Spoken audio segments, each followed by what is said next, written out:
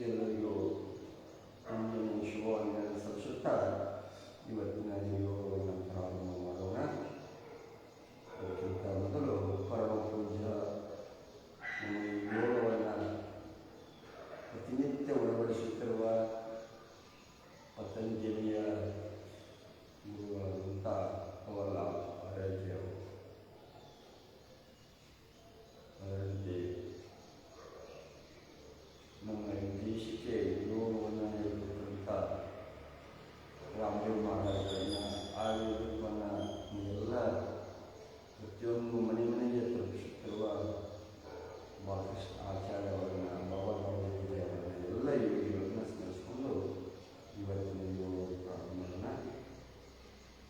ಈ ರೀತಿ ಗಂಡುಗಳು ನೇರವಾಗಿರಲಿ.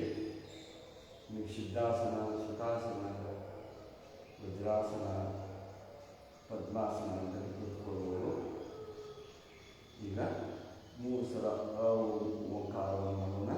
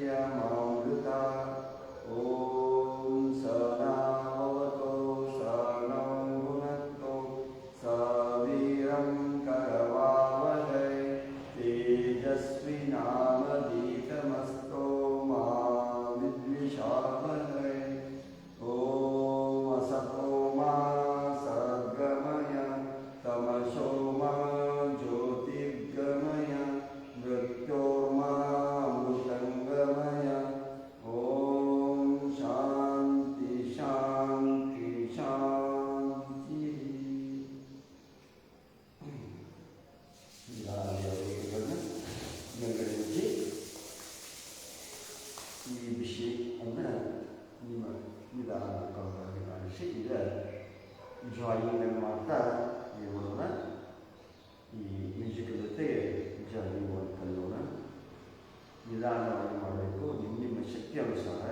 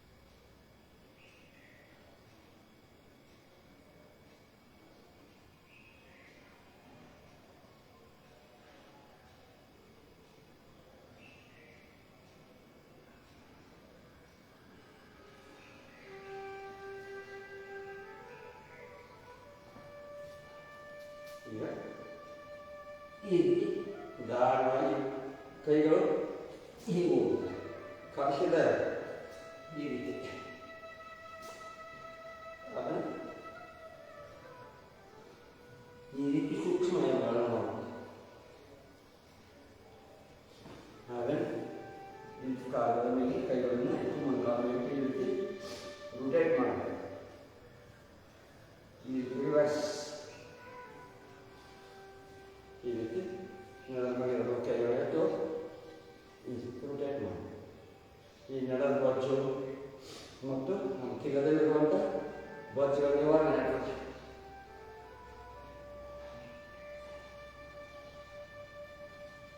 ನೀವು ಏನು ಮಾಡಬೇಕು, ಡೈಲಿ ಈ 12 ಜಾಯಿನ್ಗಳನ್ನು ಮಾಡಬೇಕು. ಮತ್ತು ಮಾಡೋದ್ರಿಂದ ಏನಾಗ್ತದೆ, ಇದೆಲ್ಲ ಬೊಜ್ಜು, ಈ ಬೊಜ್ಜುಗಳು ಕಡಿಮೆ ಆಗ್ತದೆ, ಮೊಣಕಾಲಿನ ನೋವುಗಳ ನಿವಾರಣೆ ಆಗ್ತದೆ. ಆಮೇಲೆ ನಡದ ನೋವು, ಇವೆಲ್ಲ ನಡದ ನೋವುಗಳೆಲ್ಲ ಅಥವಾ ಇವೆಲ್ಲ ನೋವುಗಳು ನಿವಾರಣೆ ಆಗ್ತದೆ. ಅದು ಡೈಲಿ ಏನು ಮಾಡಬೇಕು, 12 ಜ್ವಾಲಿಗಳನ್ನು ನಮಗೆ ಎಷ್ಟು ಬೇಕು ಅಷ್ಟು ಮಾಡಬೇಕು, ಭಾಳ ಕಷ್ಟಪಟ್ಟು ಮಾಡೋಂಗಿಲ್ಲ, ಇಷ್ಟಪಟ್ಟು ಮಾಡಬೇಕು. ಇದಕ್ಕೆ ಯೋಗ ಅಂದರೆ ನಿಧಾನವಾಗಿ ಮಾಡಬೇಕು ಮತ್ತು ಆ ಸ್ಥಿತಿಯ ಹೆಚ್ಚಿಗೆ ನಿಲ್ಲುವುದು. ಈಗ ಈ ರೀತಿ ಕಾಲವನ್ನು ಅಗಲ ಮಾಡಬೇಕು, ಎಡಗಾಲನ್ನು ಈ ರೀತಿ ಮಾಡಿ, ಬಲಗಾಲಿನ ಈ ರೀತಿ ಕೈಗಳು ಈ ರೀತಿ ಹಿಂಗಿಡಬೇಕು. ಈ ಕೈಯಲ್ಲಿ ಇಟ್ಕೊಳ್ಳೋದು, ಇದಕ್ಕೆ ಪಾರ್ಶ್ವ ಕೋನಾಸನ ಅಂತ. ಯಾವ ಆಸನದಲ್ಲಿ?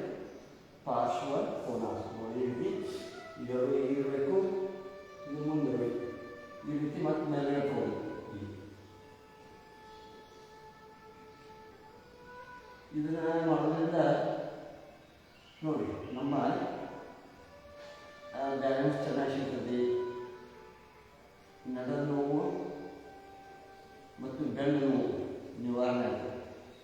ಇದಲ್ಲದೆ ನಮ್ಮ ತಿಗದಲ್ಲಿರುವಂಥ ಬೊಜ್ಜು, ನಡದ ಬೊಜ್ಜು ನಿವಾರಣೆ ಆಗ್ತದೆ, ನಡದ ಮತ್ತು ಕೀಲು ನೋವುಗಳು ನಿವಾರಣೆ ಆಗ್ತದೆ, ಮಲಬದ್ಧತೆ ಚೆನ್ನಾಗಿರ್ತದೆ ಮತ್ತು ಎದೆಯ ಭಾಗ ನೋಡಿ.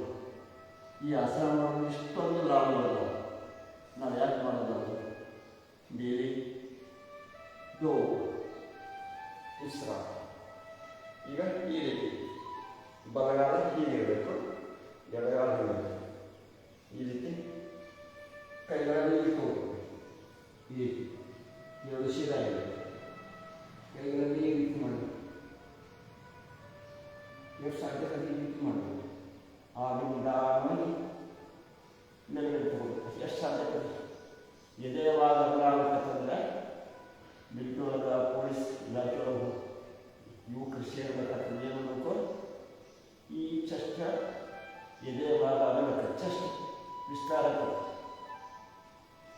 ನಮ್ಮ ಕುತ್ತಿಗೆ ನೋವು ನಿವಾರಣೆ ಆಗ್ತದೆ. ದೋ ವಿಶ್ರಾಮ, ಪಾರ್ಶ್ವ ಕೋನಾಸನ. ಈಗ ಪಾದಹಸ್ತಾಸನ ಮಾಡೋಣ. ಎರಡೂ ಕಾಲುಗಳು ಈ ರೀತಿ ಕೂಡಿದ್ವಿ. ಆಸನಗಳನ್ನು ನಿಧಾನ ಮಾಡಬೇಕು, ಈ ರೀತಿ ಇರಬೇಕು. ನಮ್ಮ ಭುಜಗಳು ಸಮಾಂತರವಾಗಿರಬೇಕು, ಈ ರೀತಿ ಸಮಾಂತರವಾಗಿರಬೇಕು ಭುಜ. ದೋ ಅಂದರೆ ಪೂರ್ಣವಾಗಿ ಮೇಲ್ಗಡೆ ಆಗ್ತದೆ, ಎಷ್ಟು ಸಾಧ್ಯ ಅಷ್ಟು ಮೇಲ್ಗಡೆ ಹಾಕಬೇಕು. ನೋಡಿ ಎಷ್ಟು ಸಾಧ್ಯ ಅಷ್ಟು ಮೇಲ್ಗಡೆ ಹಾಕಬೇಕು. ಆಮೇಲೆ ಎತ್ತಿದ ಕೈಗಳನ್ನು ನಿಧಾನವಾಗಿ ಮುಂದ್ಗಡೆ ತರಬೇಕು. ಎರಡೂ ಕೈಗಳು ಈ ರೀತಿ ಪಾದದ ತರಬೇಕು. ಇವು ಮೊಣಕಾಲ ಶೀಲ ಇರಬೇಕು, ಬಗ್ಗಿಸ್ಬಾರ್ದು. ಎಷ್ಟು ಸಾಧ್ಯ ಶೀಲ ಮಾಡಿ ನೋಡಿ. ಹೊಸದಾಗಿ ಅವರು ಹಾಗೆ ನೀವು ನಿಮ್ಮ ಶಕ್ತಿ ಅನುಸಾರ ಮಾಡಿ.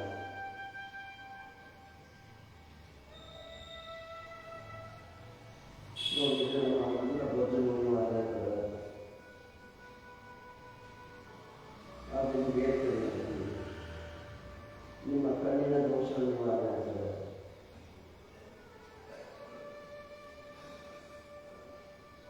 ದೋ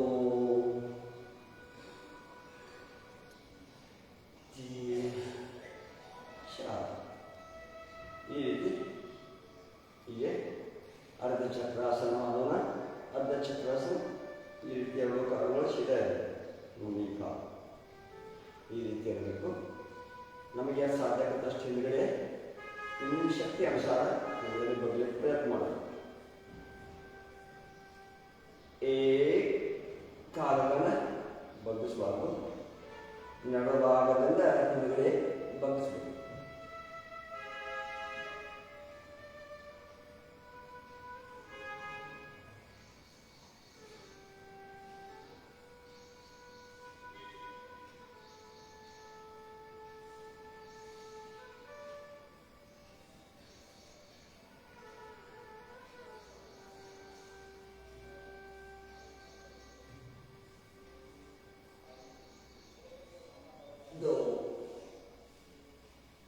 ರೀತಿ ಇಲ್ಲಿ ನಡೆದವೆಲ್ಲ ಬೊಜ್ಜು ನೋವುಗಳೆಲ್ಲ ನಿವಾರಣೆ, ಬೊಜ್ಜೆಲ್ಲ ಕಡಿತದ, ಹೊಟ್ಟೆ ಹೊಟ್ಟೆನೆಲ್ಲ ಕಡಿತದೆ.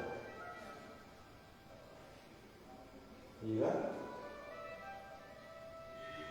ತಾಡಾಸನ ಮಾಡೋಣ.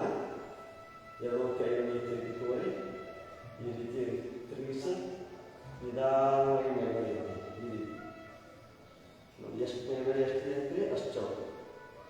ಈ ತಾಡಾಸನ ಮಾಡೋದ್ರಿಂದ ಮಕ್ಕಳಿಗೆ ಗಿಡ್ಡಿದ್ದರ ಹೈಟ್ ಆಗ್ತದೆ, ಮೆಮೊರಿ ಪವರ್ ಜಾಸ್ತಿ ಆಗ್ತದೆ, increase memory power increase and height ಜಾಸ್ತಿ ಆಗುತ್ತೆ, ಹೈಟ್ ಶಿಫ್ಟ್ ಕಡಿಮೆ ಆಗುತ್ತೆ. ಆಗ ನಿಧಾನವಾಗಿ ಮೇಲ್ಗಡೆ ಆಗ್ತದೆ. ನಮ್ಮ ದೃಷ್ಟಿ ಎದುರುಗಡೆ ಎರಡೂ ಕೈಗಳು ಕಿವಿಟಾಗಬೇಕು.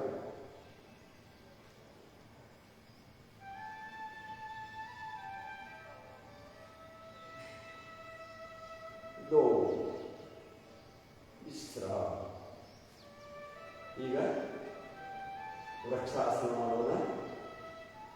ಎಡ ಕಾಲನ್ನು ಎತ್ತಿ ಬಲ ತೊಡೆ ಮೇಲೆ ಈ ರೀತಿ ನಿಧಾನವಾಗಿ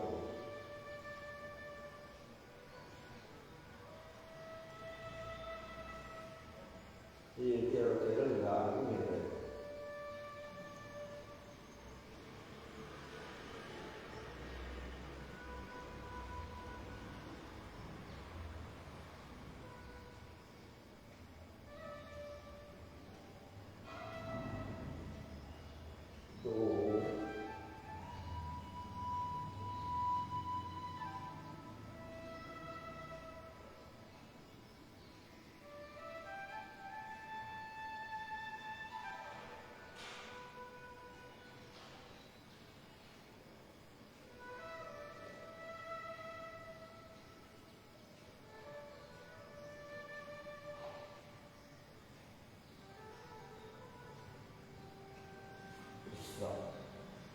ಈಗ ರಿವರ್ಸ್, ಬಲಗಾಲನ್ನು ಎತ್ತಿ ಎಡಗಾಲಿನ ತೊಡೆ ಮೇಲೆ ಈ ರೀತಿ ಕೈಗಳು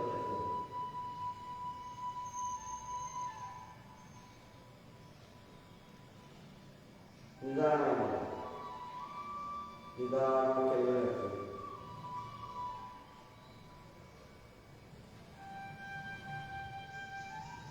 ದೃಷ್ಟಿ ಎದುರುಗಡೆ ಇದೆ.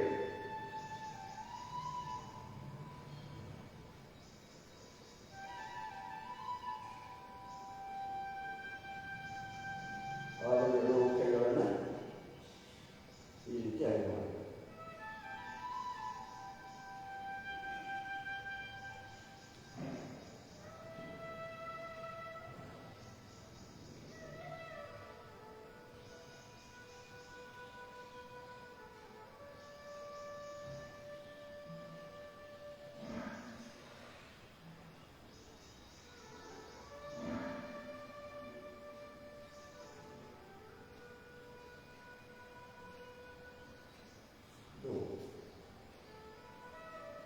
ಈಗ ಸೂರ್ಯ ನಮಸ್ಕಾರವನ್ನು ಮಾಡೋಣ. ಸೂರ್ಯ ನಮಸ್ಕಾರ ಬಹಳ ಒಳ್ಳೆಯದು. ಸೂರ್ಯನ 12 ಹೆಸರುಗಳನ್ನು ಹೇಳ್ತಾ ಆ ಸೂರ್ಯನ ಸ್ಮರಣೆಯನ್ನು ತಂದು ಸೂರ್ಯ ಶಕ್ತಿಯನ್ನು ಪಡ್ಕೊಳ್ಳೋಣ. ಆ ಮಂತ್ರಗಳನ್ನು ಹೇಳ್ತಾ ಸೂರ್ಯನ ಮಂತ್ರಗಳನ್ನು ಹೇಳ್ತಾ ಸೂರ್ಯ ನಮಸ್ಕಾರವನ್ನು ಮಾಡೋಣ. ಇದು ಓಂ ಮಿತ್ರಾಯ ನಮಃ, ಓಂ ರವೇ ನಮಃ,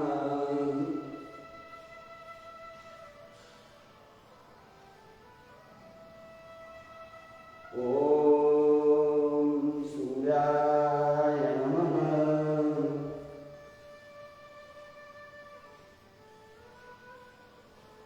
ಓಂ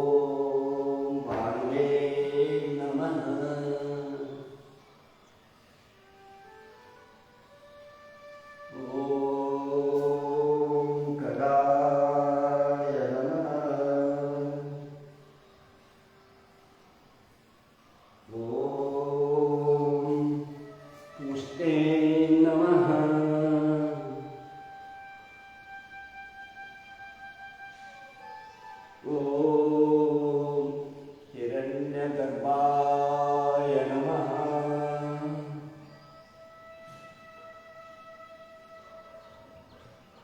ಓಂ ಮರಿಚೇ ನಮಃ.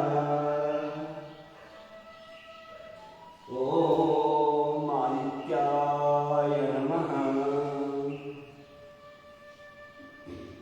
ಓಂ ಸವಿತ್ರೇ ನಮಃ. ಓಂ ಅರ್ಕಾಯ ನಮಃ.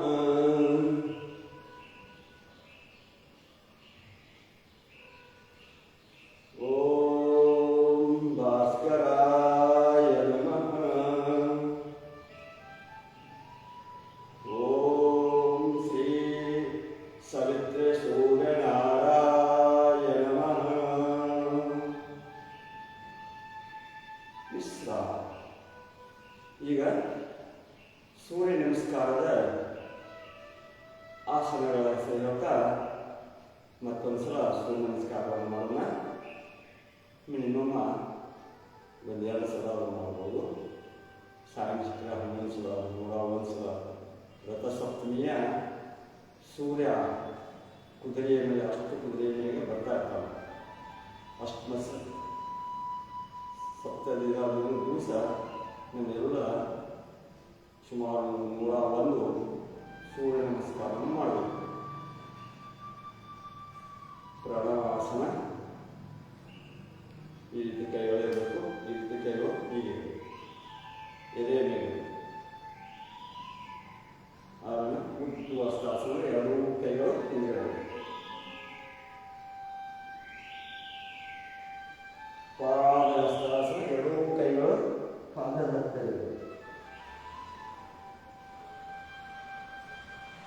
ದಕ್ಷಿಣಾತ್ಮ ಸಂಚಾಲನ. ಈ ರೀತಿ ಕಾಲಿಗೆ ಹೋಗಬೇಕು.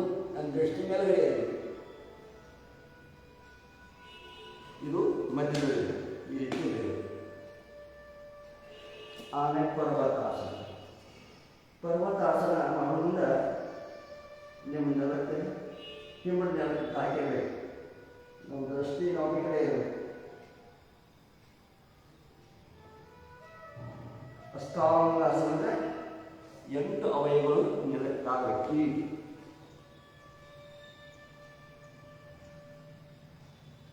ಭುಜಂಗಾಸನ ಅಂದರೆ ಪೂರ್ಣವಾಗಿ ಈ ರೀತಿ ಇರಬೇಕು.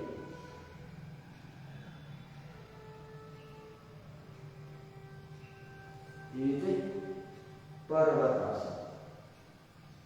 ವಾಮಸ್ಪರ್ಶಾಲ ಈ ರೀತಿ ಬರಗಾಲ ಯಾವ ಕಾಲ ಮೊದಲು ಹಿಂದೆ ತೆಗೆದು ಕೂತಿರ್ತೀರಿ ಆ ಕಾಲನ ಮೊದಲು ತಗೋಬೇಕು.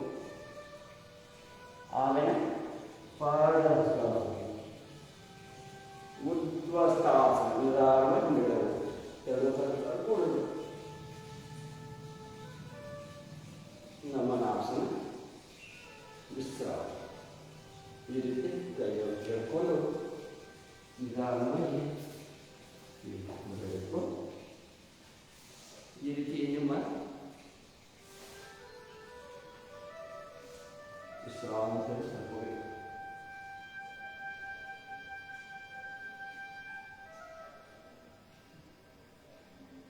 ಹೇಳಿ ನೀವು ಇಷ್ಟೆಲ್ಲ ಮಾಡ್ತಾ ಇದ್ರೆ ನಿಮ್ಮಲ್ಲಿರುವಂಥ ಅನೇಕ ರೋಗಗಳು ನಿವಾರಣೆ ಆಗ್ತವೆ. ನಮ್ಮ ಜೀವನದಲ್ಲಿ ಯಮ, ನಿಯಮ, ಆಸನ, ಪ್ರಾಣಾಯಾಮ, ಪ್ರತ್ಯಾಹಾರ, ಧಾರಣ, ಧ್ಯಾನ, ಸಮಾಧಿ ಇವನ್ ಜೀವನದಲ್ಲಿ ಅಳವಡಿಸ್ಕೋಬೇಕು. ನಮ್ಮಲ್ಲಿ 8 ಚಕ್ರಗಳಿವೆ. ಮೂಲಾಧಾರ ಚಕ್ರ, ಸ್ವಾಧಿಷ್ಠಾನ ಚಕ್ರ, ಮಣಿಪುರ ಚಕ್ರ, ಹೃದಯ ಚಕ್ರ, ಅನಾಹತ ಚಕ್ರ, ಅಶುದ್ಧಿ ಚಕ್ರ, ಇವು ಆಜಾನ ಚಕ್ರ, ಸಹಸ್ರಾರ ಚಕ್ರ. ಇವೆಲ್ಲ 8 ಚಕ್ರ ಚೆನ್ನಾಗಿರಬೇಕು. ಈ ಚಕ್ರದಲ್ಲಿ ಏನಾದರೂ ತೊಂದರೆಗಳಿವೆ ಮತ್ತು ಇರಾ ಪಿಂಗಳ ಸುಷುಮ್ನ ನಾಡಿರ್ತದೆ. 3 ನಾಣ್ಯಗಳಿರ್ತವೆ. ಇವೆಲ್ಲ ಚೆನ್ನಾಗಿದ್ದರೆ ನಮ್ಮ ಶರೀರ ಚೆನ್ನಾಗಿರ್ತದೆ. ಇದರಲ್ಲಿ ಏನಾದರೂ ದೋಷಗಳಾಗುವಾಗ ನಮಗೆ ತೊಂದರೆಗಳು ಬರ್ತಾವೆ. ಅನೇಕ ತೊಂದರೆಗಳು ಬರ್ತಾವೆ. ಕ್ಯಾನ್ಸರ್ ಬರ್ತಾವೆ, ನೆಗಡಿ ಬರ್ತಿದೆ, ನರಗಳಿರ್ತಾವೆ, ಈ ಎಲ್ಲ ವರ್ಣಾವಳಿಗಳನ್ನು ಚೆನ್ನಾಗಿ ಇಟ್ಕೋಬೇಕು. ಈ ಚಕ್ರಗಳಿಗೆ ಯಾವ್ಯಾವ ಚಕ್ರದಲ್ಲಿ ಯಾವ್ಯಾವ ಆಸನ ಚಕ್ರದ ನೋವುಗಳು ಬಂದಾಗ ಆ ಚಕ್ರಕ್ಕೆ ತೊಂದರೆಗಳು ಬಂದಾಗ ಆಯಾ ಆಸನಗಳನ್ನು ಪ್ರಾಣಾಯಾಮಗಳನ್ನು ಮಾಡಬೇಕಾಗುತ್ತೆ. ಅದನ್ನು ಯೋಗಿಗಳು ಸಾಧಕರು ಕಲ್ತಿರಬೇಕು. ನಾವು ಅದ್ರ ಬಗ್ಗೆ ಪೂರ್ಣವಾಗಿ ತಿಳ್ಕೊಂಡಿರಬೇಕು. ಮೂಲಾಧಾರದ ಬಂದಾಗ ಯಾವ ಆಸನ ಮಾಡಬೇಕು, ಸ್ವಾದಿಷ್ಠಾನ ಚೆನ್ನಾಗಿ ಇಟ್ಕೋಬೇಕಾದ್ರೆ ಅದಕ್ಕೆ ಯಾವ ಆಸನ ಮಾಡಬೇಕು, ಮಣಿಪುರ ಚಕ್ರಕ್ಕೆ ತೊಂದರೆ ಬಂದಾಗ ಯಾವ ಆಸನ ಮಾಡಬೇಕು, ಹೃದಯ ಚಕ್ರಕ್ಕೆ ಬಂದಾಗ ಯಾವ ಆಸನ ಯಾವುದು ಮಾಡಬೇಕು, ಪ್ರಾಣಾಯಾಮ ಮಾಡಬೇಕು. ಆಮೇಲೆ ಅಶುದ್ಧಿ ಗಂಟಲಿದಾಗ ನೋಡಿ ಗಂಟಲು ನೋವಾಗಿರ್ತಾವ, ಅದಕ್ಕೆ ಯಾವ ಪ್ರಾಣಾಯಾಮ ಮಾಡಬೇಕು, ಯಾವ ಆಸನ ಮಾಡಬೇಕು. ಆಮೇಲೆ ಆಧಾರ ಚಕ್ರ ಮೆಮೊರಿ ಪವರ್ ಕಡಿಮೆ ಇದೆ. ಎಷ್ಟೋ ಮಂದಿ ವಯಸ್ಸಾಗಂತೆ ನೆನಪು ಉಳಿಯಂಗಿಲ್ಲ. ಅದಕ್ಕೆ ಅವರು ಯಾವ ಆಸನ ಮಾಡಬೇಕು, ಕಣ್ಣಿನ ತೊಂದರೆ ಇರಬೇಕು, ಅದನ್ನು ನಿರ್ಮಾಣ ಮಾಡ್ಕೋಬೇಕಾದ್ರೆ ಯಾವ ಆಸನ ಮಾಡಬೇಕು, ಪ್ರಾಣಾಯಾಮ ಮಾಡಬೇಕು. ನಮ್ಮ ಸಹಸ್ರಾರ ಚಕ್ರಕ್ಕೆ ತೊಂದರೆ ಆದಾಗ ಅದಕ್ಕೆ ಯಾವ ಆಸನ ಮಾಡಬೇಕು, ಯಾವ ಪ್ರಾಣಾಯಾಮ ಮಾಡಬೇಕು ಅನ್ನೋದನ್ನ ಸಾಧಕರು ಕಲ್ತಿರಬೇಕು. ಅವೆಲ್ಲ ನೀವೆಲ್ಲ ಚೆನ್ನಾಗಿ ಕಲ್ತ್ಬೇಕಂದ್ರೆ ನಮ್ಮ ಬಾಡಿ ಸಣ್ಣ ದಪ್ಪ ಬೆಂಚು ತಿರುಗಿಸ್ಕೋಬಾರ್ದು. ನಮ್ಮ ಶರೀರ ಚೆನ್ನಾಗಿ ವೇಟ್ ಶಕ್ತಿ ಐತಿರೋ ಅದನ್ನು ಮಾಡಬೇಕು. ನಾವು ಯಾವತ್ತೂ ಸದಾ ಖುಷಿಯಾಗಿರಬೇಕು, ಆನಂದವಾಗಿರಬೇಕು. ಇವನು ಮೊದಲು ನಾವು ಕಲಿಬೇಕು, ಎಲ್ಲರನ್ನು ಪ್ರೀತಿಸಬೇಕು, ಪ್ರತಿಯೊಬ್ಬರಿಗೆ ನೋವುಗಳು ಕೊಡಬಾರ್ದು. ಅದಕ್ಕೆ ಯಮದೊಳಗೆ ಹೇಳ್ತಾರೆ, ಏನು ಹೇಳ್ತಾರೋ ಮೊದಲನೇದು ಅಹಿಂಸೆ, ಸತ್ಯ, ಆಮೇಲೆ ಅಸ್ಥೇಯ, ಬ್ರಹ್ಮಚರ್ಯ, ಅಪರಿಗ್ರಹ, ಇವುಗಳನ್ನು ಜೀವನದಲ್ಲಿ ಅಳವಡಿಸ್ಕೋಬೇಕು. ಇದರ ಬಗ್ಗೆ ಮಾತ್ರ ಪೂರ್ಣ ಬಗ್ಗೆ ತಿಳ್ಕೋಬೇಕು. ನಿಯಮದೊಳಗೆ ಏನಿರಬೇಕು, ನಾವು ಶೌಚವಾಗಿರಬೇಕು, ಎರಡನೇದು ಸಂತೋಷವಾಗಿರಬೇಕು, ಮೂರನೇದು ತಪ, ನಾಲ್ಕನೇದು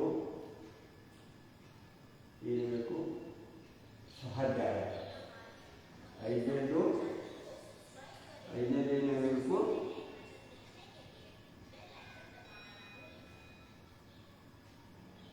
ಏನಿರಬೇಕಪ್ಪ ಅಂತಂದ್ರೆ ಅಪರಿಗ್ರಹ, ಅಂದರೆ ಪರಮಾತ್ಮನ ಜೊತೆ ನಮ್ಮ ಮಿಲನ ಇರಬೇಕು. ಇವನು ನಿಯಮದಲ್ಲಿ ನಾವೆಲ್ಲ ಅಳವಡಿಸ್ಕೋಬೇಕು. ಈಗ ಬನ್ನಿ, ಈ ರೀತಿ ಅದನ್ನು ಕಾಲಗಳನ್ನು ಇವೆಲ್ಲ ನೋವುಗಳನ್ನು ನಿವಾರಣೆ ಮಾಡಬೇಕು. ಏನು ಮಾಡಬೇಕು, ಈ ರೀತಿ ಅಳಿಯಾಡಿಸ್ಬೇಕು. ಇಲ್ಲೇ ಬಲಗಳು ಇಲ್ಲಿ ಬಲ ಹಾಕಬೇಕು, ಈ ರೀತಿ ಒತ್ತಬೇಕು. ಆಮೇಲೆ ಎಡಗಾಲನ್ನು ತೆಗೆದುಕೊಂಡು ಇಲ್ಲಿ ಹಿಡ್ಕೊಂಡು ಬಲಗಾಲ ತೆಗೆದುಕೊಂಡು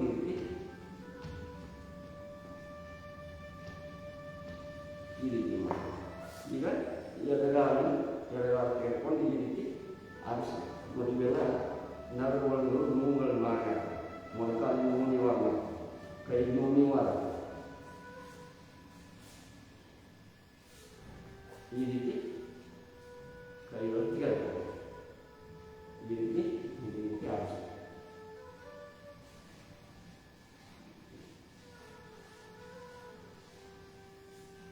ಇದು ಮಾಡಿ.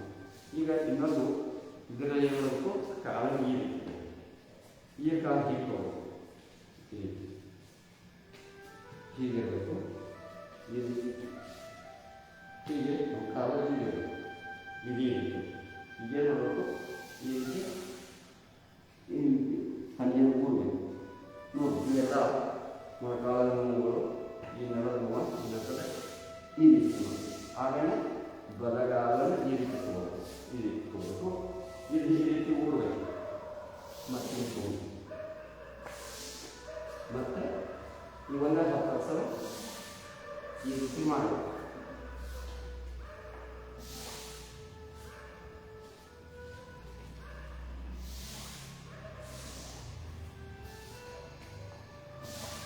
ಈ ಮೊದಲ ಆಸನಗಳನ್ನು ಮಾಡುವುದರಿಂದ ಮಾಡಿ.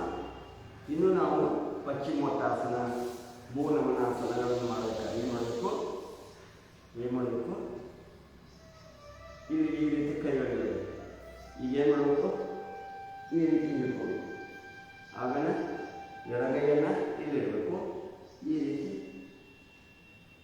ಮಾಡಬೇಕು. ಈ ರೀತಿ ಮಾಡಬೇಕು.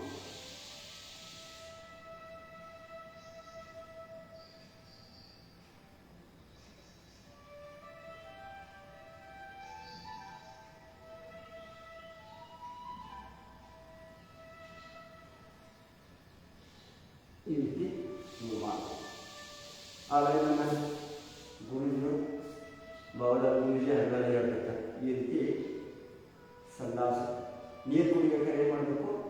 ಬೆಳಗ್ಗೆ ಆದಮೇಲೆ ಡೈಲಿ ಏನು ಮಾಡಬೇಕು? ಬಿಸಿನೀರನ್ನು ಒಂದು 2 ಗ್ಲಾಸ್ ತೊಗೊಂಡು ಬಿಸಿನೀರನ್ನು ಊರು ಬೆಚ್ಚಗೆ ಮಾಡಿ 2 ಗ್ಲಾಸ್ ಈ ರೀತಿ ಕೊಟ್ಟು ನೀರನ್ನು ಕುಡಿಬೇಕು.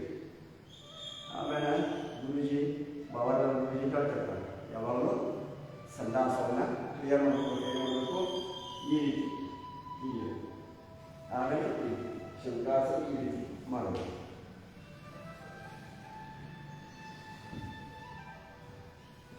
ಇವತ್ತು ಬೆಳಗ್ಗೆ ಅವರು ಗುರುಜವರು ಮುಂಜಾನೆ 5:30 ಸ್ಟಾರ್ಟ್ ಮಾಡಬೇಕು. ಒಳ್ಳೆಯ ಆಸನಗಳನ್ನು ತಿಳಿಸ್ತಾರೆ. ನೀವೆಲ್ಲ ಬಾಬಾರಲ್ಲ ಆದರೆ ಅವ್ರ ಫೇಸ್ಬುಕ್ಗಳನ್ನು ನೋಡಿ ಈ ರೀತಿ ಮಾಡಿ. ಈಗ ಏನು ಹೇಳ್ತಾರೆ? ಮಜ್ಜಿಗೆ ಕಡಿಬೇಕು. ಮೊದಲ ಹಿಂಗೆ ಮಜ್ಜಿಗೆ ಕಡಿತೀರಿ. ಮತ್ತು ಬೆಳಗ್ಗೆ 4 ಗಂಟೆಗೆ ಏನು ಮಾಡ್ತಾರೆ? ಮಜ್ಜಿಗೆನ ಕಡಿತೀವಿ. ಈಗ ನಾವೇನು ಮಾಡೋಣ? ಮಜ್ಜಿಗೆ ಕಡಿಯೋಣ.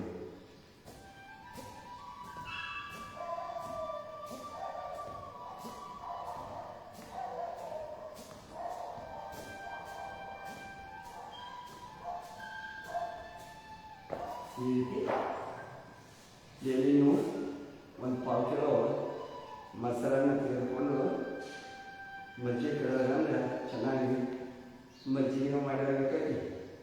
ನಿಮಗೆ ನಡ ಮತ್ತು ಕೈಕಾಲದ ನೋವುಗಳ ಕೀಲುಗಳು ನಿವಾರಣೆ, ಸ್ವಲ್ಪ ಕಾಲನ್ನು ತೆಗೆದುಬೇಕು.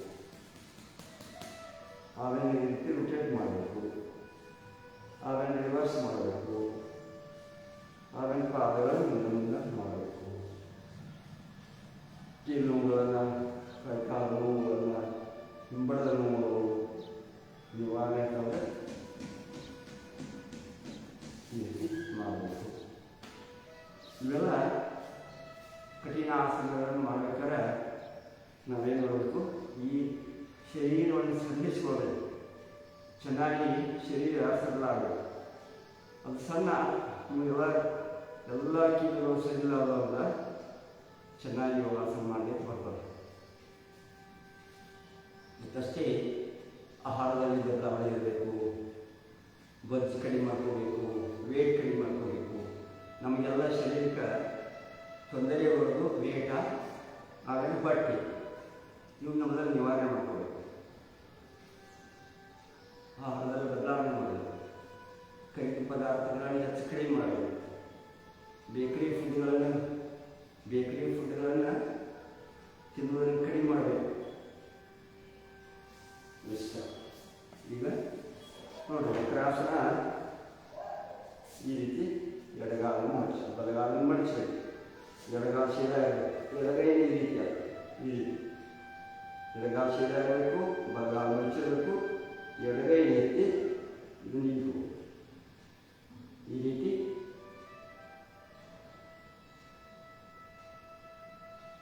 ಈ ರೀತಿ ಮಾಡಬೇಕು.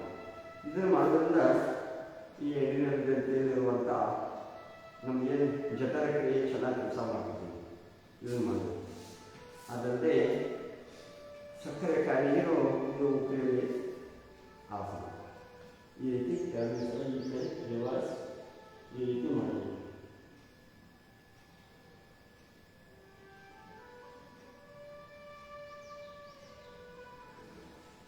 ಈಗ ಏನು ಮಾಡಬೇಕು, ಅರ್ಧ ಮಚ್ಚೇಂದ್ರಾಸನ ಮಾಡೋಣ. ಅರ್ಧ ಮಚ್ಚೇಂದ್ರಾಸನ ಮಾಡೋದ್ರಿಂದ ಇಲ್ಲಿ ಎರಡನೇ ಗ್ರಂಥಿ ಒಳಗೆ ನಾವು ವಿಷ ಇಟ್ಕೊಂಡಿರ್ತೇವೆ, ಚೆನ್ನಾಗಿ ಡೈಜೆಷನ್ ಆಗಿರ್ಬೋದು.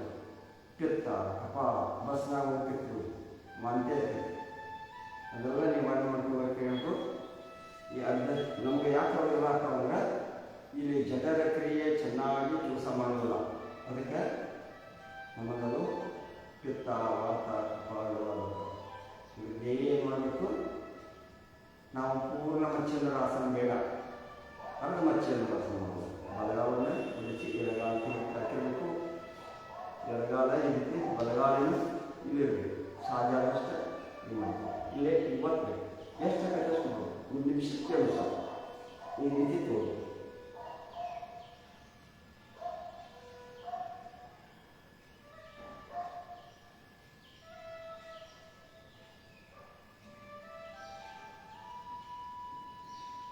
ಈ ರೀತಿ ಎರಡು ಮಚ್ಚೇಂದ್ರಾಸನ ಮಾಡಿದ್ರೆ ಎರಡೂ ಕಡೆ ಈ ರೀತಿ ಮಾಡಿದ್ರಿಂದ ಭಾಳಷ್ಟು ಈ ಸಕ್ಕರೆ ಕಾಯಿಲೆಯವರಿಗೆ ಭಾಳ ಒಳ್ಳೆಯ ಆಸನ ಇದೆ. ಶುಗರ್ ಇರ್ತದೆ ಅವ್ರಿಗೆ ಭಾಳ ಒಳ್ಳೆಯ ಆಸನ. ಜಠರ ಕ್ರಿಯೆ ಆಗೋಲ್ಲ, ಸರಿಯಾಗಿ ಪಚನ ಕ್ರಿಯೆ ಆಗೋಲ್ಲ, ಗ್ಯಾಸ್ ಬರ್ತಕ್ಕಂತೆ. ಅವರು ಈ ಇಲ್ಲಿ ಇರುವಂಥ ನಮ್ಮ ಅಡುಗೆಯನ್ನು ತಯಾರು ಮಾಡುವಂಥ ಈ ಭಾಗವೇ ನಿಮ್ಮ ಜಠರ ಕ್ರಿಯೆ ಇದು ಚೆನ್ನಾಗಿರಬೇಕು. ಇದು ಚೆನ್ನಾಗಿರ್ಬೇಕಾದ್ರೆ ಇಂಥ ಆಸನಗಳನ್ನು ಮಾಡಬೇಕು. ಎಲ್ಲರೂ ವಾಕಿಂಗ್ ಮಾಡಬೇಕು. ಬರೀ ಊಟ ಮಾಡಿ ಮಲ್ಕೋಬಾರ್ದು. ಸುಮಾರು ಊಟ ಮಾಡಿದ ನಂತರ 4 ತಾಸು ಮಲ್ಕೋಬಾರ್ದು. 4 ತಾಸು ನಂತರ ಮಲ್ಕೋಬೇಕು. ಕನಿಷ್ಠ 2-3 ತಾಸು ಊಟ ಮಾಡಿದ ನಂತರ ಮಲ್ಕೋಬೇಕು. ಈ ರೀತಿ ಕೈಗಳನ್ನು ಸರಿಸಬೇಕು, ನಿಲ್ಸೋದು. ಈ ರೀತಿ ಮಾಡಿ ಕುತ್ತಿಗೆಯನ್ನು ಬಲದ ಭುಜಕ್ಕೆ ಸಮಾಂತರವಾಗಿ ಹೊಟ್ಟೆಯನ್ನು ತಿರುಗಿಸಬೇಕು ಪೂರ್ಣವಾಗಿ.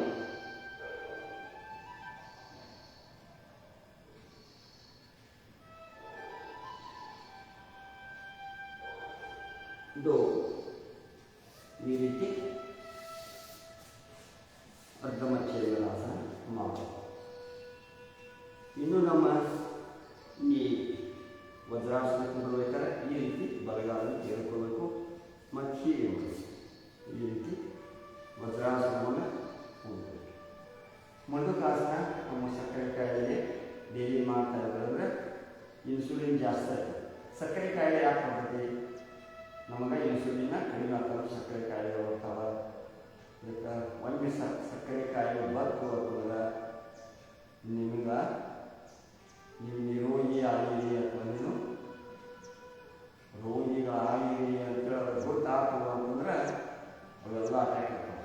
ಯಾವ ಅದು ಒಂದವರೆಗೆ ಕ್ಯಾನ್ಸರ್ ಬರ್ತಾವೆ, ಕಫ ಶುರುವಾಗತಿ, ಅಸ್ತಮಾ ಶುರುವಾಗತಿ, BP ಶುರುವಾಗತಿ, ಕೈಕಾಲುಗಳೆಲ್ಲ ನೋವುಗಳು ಬರೋಕ್ಕೆ ಶುರುವಾಗ್ತಾವೆ. ಶುಗರ್ನಲ್ಲಿ ಏನಾಗ್ತದೆ, ಊಟ ಮಾಡಿದ್ರೆ ಡೈಜೆಷನ್ ಆಗಂಗಿಲ್ಲ, ಊಟ ಬ್ಯಾಡ ಅನಿಸ್ತೈತಿ, ಸಕ್ಕರೆ ತಿನ್ನಬೇಡ ಅನಿಸ್ತೈತಿ. ಮತ್ತು ಎಲ್ಲ ತಿನ್ನೋದು ಬೇಡ, ಅದನ್ನು ತಿನ್ನಬೇಡ, ಇದನ್ನು ತಿನ್ನಬೇಡ ಅಂದರೆ ನಿಮ್ಮ ಶಕ್ತಿ ಹಾಗೆ ಹೋಗುತ್ತೆ. ನೀವೆಲ್ಲ ಅನ್ನೋದು ಆಸ್ತಿ ಅನಿಸಿರ್ತೀರಿ, ಮಣಿ ಮ್ಯಾಗ ಮಣಿ ಬಿಡ್ತೀರಿ.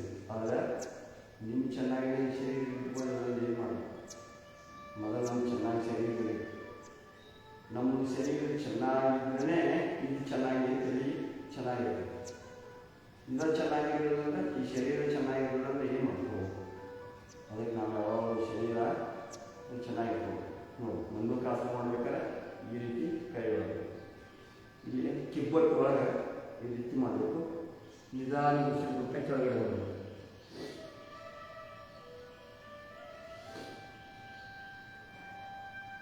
ಹೆಚ್ಚೆಚ್ಚಿಗೆ ನಮ್ಮ ದೃಷ್ಟಿ ಸ್ವಲ್ಪ ಎದುರುಗಡೆ ಇರಬೇಕು. ಹೆಚ್ಚೆಚ್ಚಿಗೆ ಆಸನದಲ್ಲಿ ಇರಬೇಕು. ನಿಮಗೆ ಹೆಸರನ್ನು ತಿಳಿಸಿದಾಗ ನಿಧಾನವಾಗಿ ಈ ರೀತಿ ಮಾಡಬೇಕು. ಇದರಲ್ಲಿ ಇನ್ನೊಂದು ಪ್ರಕಾರದ ಮಾಡಬೇಕು. ಅದು ಹೆಂಗಂದ್ರೆ ಎರಡು ಕಿಬ್ಬಟ್ಟಿ ಒಳಗೆ ಎರಡು ಹಸ್ತವನ್ನು ಈ ರೀತಿ ಬಲಹಸ್ತವನ್ನು ಉಸಿರನ್ನು ಬಿಡ್ತಾ ಈ ರೀತಿ ಬಗ್ಗಿಸ್ಬೇಕು. ನಮ್ಮ ಎದೆಯ ಭಾಗ ನಮ್ಮ ತೊಡೆ ತಾಗಿರಲಿ, ನಮ್ಮ ದೃಷ್ಟಿ ನಿಂತಿರಲಿ. ಈ ಸ್ವಲ್ಪ ನೀವು ಮೇಲ್ಗಡೆ ನೋಡಿದ್ರೆ ಎದೆಯ ಭಾಗ ತೊಡಿತಾಗ್ತದೆ. ಹಿಂಗೆ ಮಾಡಿದ್ರೆ ಕಡಿಮೆ. ಅದಕ್ಕೆ ಈ ರೀತಿ ಒತ್ತಬೇಕು. ಈ ರೀತಿ ಹೆಚ್ಚೆಚ್ಚಿಗೆ ಈ ಮಂಡೂಕಾಸನವನ್ನು ಮಾಡಬೇಕು. ಆಮೇಲೆ ಅರ್ಧ ಉಷ್ಟ್ರಾಸನ, ಎರಡೂ ಕಾಲುಗಳಲ್ಲಿ ಕೂಡಲಿ ಈ ರೀತಿ ಕೈಗಳು ಅರ್ಧ ಉಷ್ಟ್ರಾಸನ. ಈ ರೀತಿ ಕೈಗಳ ಎರಡು ಎರಡೂ ಕಾಲಕ್ಕೂ ಈ ರೀತಿ ಕೂಡಿದೆ. ಸಾಧ್ಯ ಕೂಡಿಸೋದು. ಇಲ್ಲ ಅಂತಂದರೆ ನಿಮ್ಮ ಶಕ್ತಿ ಅನುಸಾರ ಮಾಡಿ ಈ ರೀತಿ ನಿಧಾನವಾಗಿ ಕೂಡಿ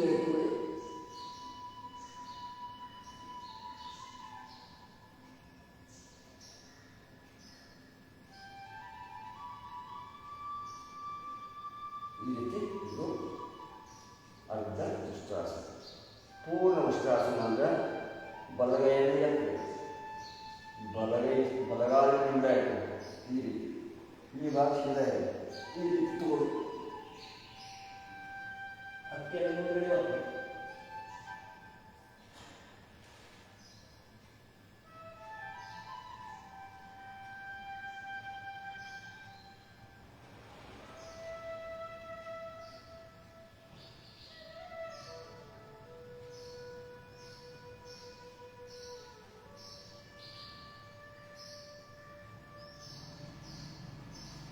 ಈ ರೀತಿ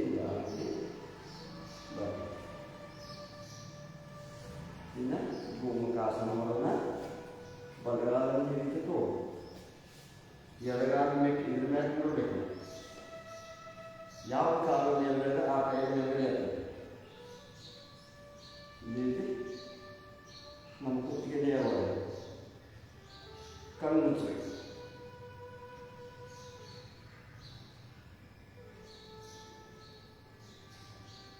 ನೋಡಿ, ಈ ಆಸನ ಮಾಡೋದ್ರಿಂದ ನಮ್ಮ ಕುತ್ತಿಗೆ ನೋವು ಅನಾಲಿಸಿಸ್, ಕುತ್ತಿಗೆ ನೋವಾಗಿರ್ತಾರೆ, ಕುತ್ತಿಗೆ ಪಟ್ಟ ಹಾಕೊಂಡಿರ್ತಾರೆ, ಅದೆಲ್ಲ ನಿವಾರಣೆ ಮಾಡ್ತಾರೆ. ದೊಡ್ಡ ಚೆನ್ನಾಗಿದೆ.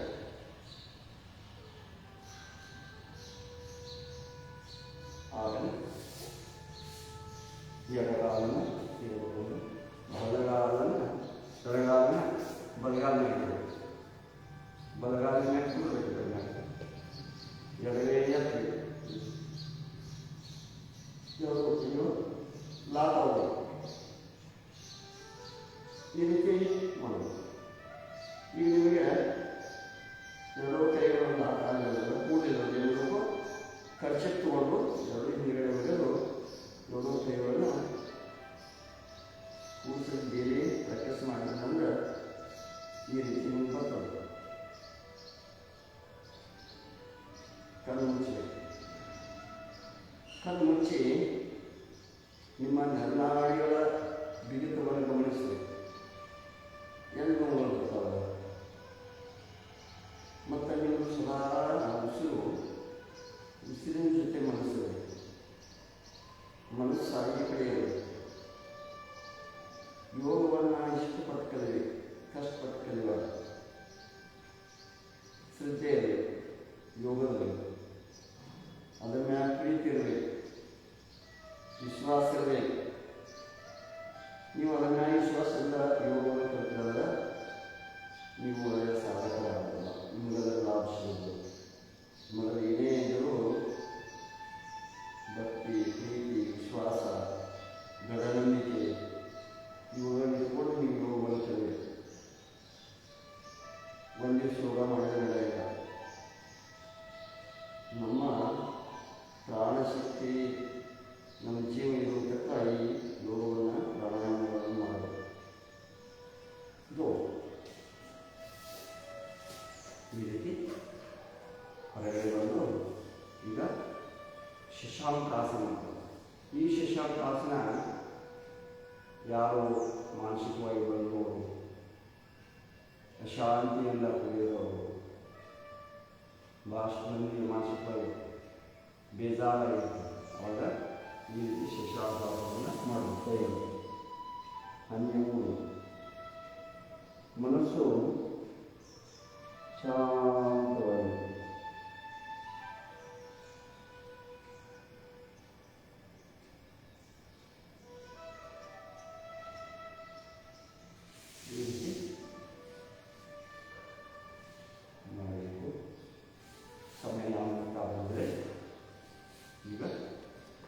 ಬ್ರಾಹ್ಮಿ ಮಾಡೋಣ. ಎರಡೂ ಕೈಗಳು ಈ ರೀತಿ ಲಾಕ್ ಔಟ್, ಈ ರೀತಿ ಲಾಕ್ ಔಟ್. ಇವು ಬಲಗಳಿಗೆ ಈ ರೀತಿ ಇರಬೇಕು.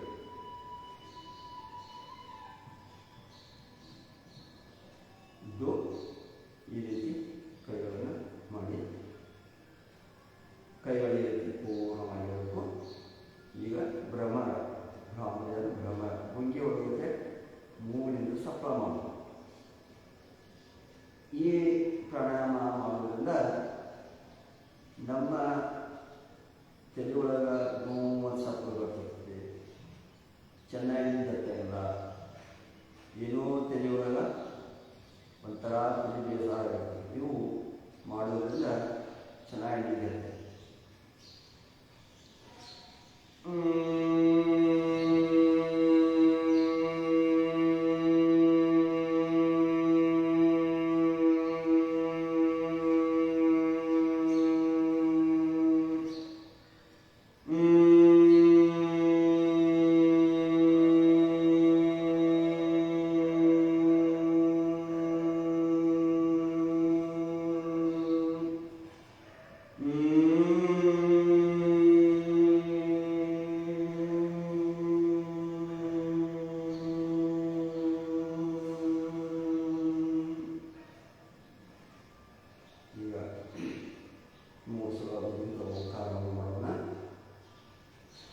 ನಮ್ಮ ಓಂಕಾರ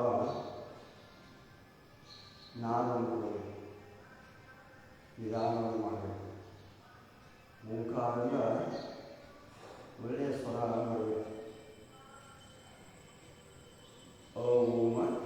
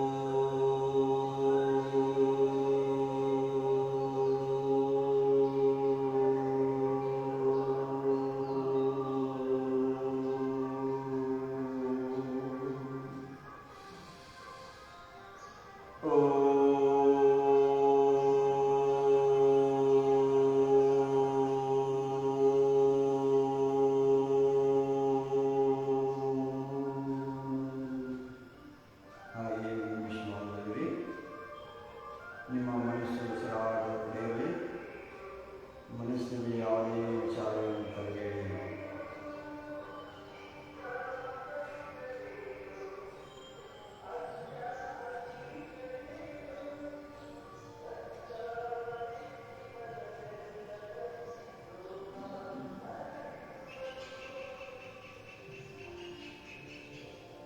ನಿಧಾನವಾಗಿ ಕೈಗೊಂಡು ವಿಷಯ ಕೈಯಿಂದ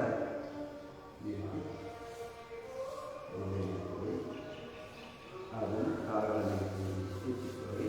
ಅವನ